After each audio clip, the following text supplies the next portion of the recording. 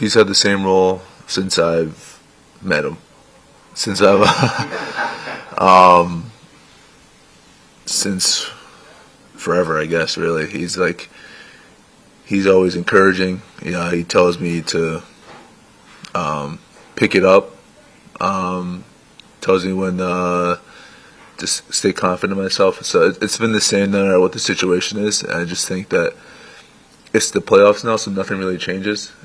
So, but he's had the same exact role, and it's helped me a lot. Just over the course of my career, since high school to college to the pros, I've learned in situations where things can happen. Obviously, defensive coverages or schemes or anything. So I've seen a lot throughout my career, but I've never figured it out. Like this, if I'm doing this, this is what's going to happen. It's always kind of a different situation every time, depending on the coverage. Depends on people in different places. Depends on where your teammates are in, wherever they're ball on the court. So it's never figured out, but I think it gets to the point where when things happen, we know that we need to move, we need to get to space for each other, we need to figure out how can we still attack and be aggressive while, obviously figuring out the coverage. So it's never figured out like to a T. Can you talk a little bit about the Pacers and how they full court press yesterday? Just what are some things that you guys can do to maybe be a little more successful in how you guys approach that? Obviously not turn the ball over. I think the most important thing is we need to get the space, and then we need to give each other outlets, making sure we're all on the same page, really.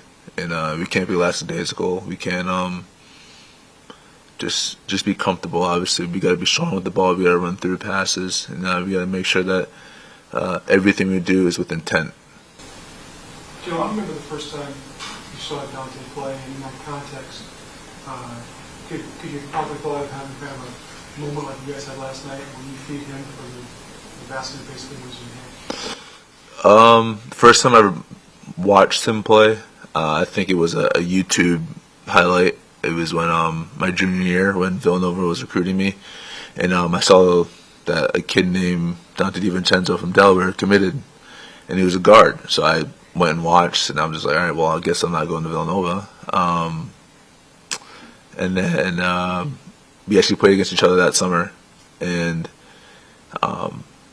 jokingly he said, "Yo, come to Nova with me," and I said, "Hell no." But obviously, coming back to now, it's pretty cool seeing a guy who you thought you probably wouldn't be teammates with, let alone friends with, is now one of your best friends, and he's hitting clutch shots, and it's a real cool sight to see. But knowing him and his mindset, and he forgot about it once he woke up this morning. He's just ready to move on.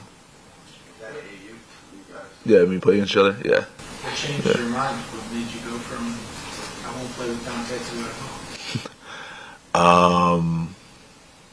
what did change my mind? I just knew that Villanova had a great opportunity for me to be successful and also win. I think it was a perfect combination of being the best player I can be and also contributing to winning. And I think that worked out pretty well. Do you worry, maybe you don't think this way at all, but you say all the time, like, four straight games, 40-plus points, and Michael Jordan and Jerry West, and Bernard King, and you guys to do it now with you. You talk about how, like, at another time you'll sit down and think about that. Do you worry about not necessarily appreciating kind of what you're going through in the moment? I don't really worry about it. I think I understand what's going on, and it's definitely, obviously, pretty cool, and it makes it better to know that it comes off a win, most importantly, and but honestly, no matter what the situation is, whether it's positive or negative, I have to come back and be better. Last series, the first 2 games, I was awful, and then for me, I knew I had to be better, so I had to put that in the back of my mind. And so this is the same thing. Obviously, the stat you just said, but I need to put it in the back of my mind and be better the next day. So it's positive or negative. You need to understand what's going on and move forward. I still stand behind that. I don't think that I'm going into games thinking I need to score 40. I mean, if you told me at the end of the third quarter I had 22, I was going to finish with 40, I would be like kind of slim considering how the game was going on.